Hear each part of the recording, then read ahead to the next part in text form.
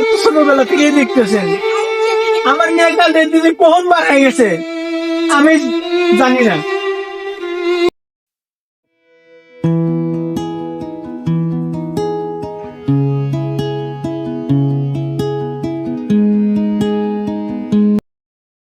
আসলে কথাটি আমি আপনি কিভাবে বলবো বুঝতে পারছি না।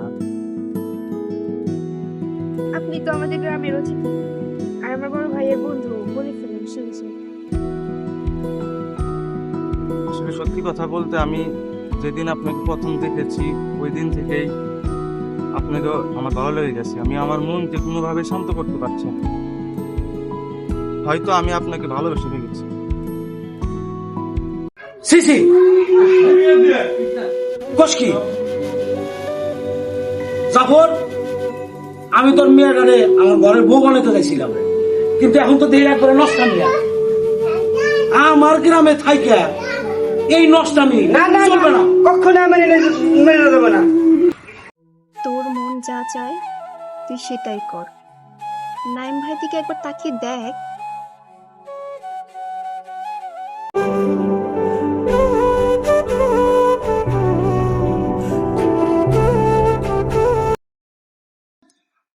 মাদ্রাসা কাল রাইতে দেখি করিম চাচার ছেলে আর জাফর চাচার মিয়া রাস্তার পাশে বড়ই গাছের নিচে অশ্লীল কাজ কাম করতেছে। পরে আমি আর কয়েকজন মিলা ব্যাপারটা ধইরা ফেলাইছি। পরে দেখি এটা আঙ্গরে সুজন আর রূপসী। বন্ধু শোন, প্রেম ভালোবাসা ভালো লাগা তিন ধরনের।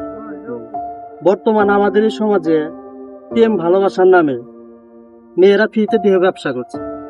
আমি আর আমার সাদিয়া এই অশ্লীলতার মাঝে নেই। আমরা বিয়ের পর হালাল সম্পর্ক করব।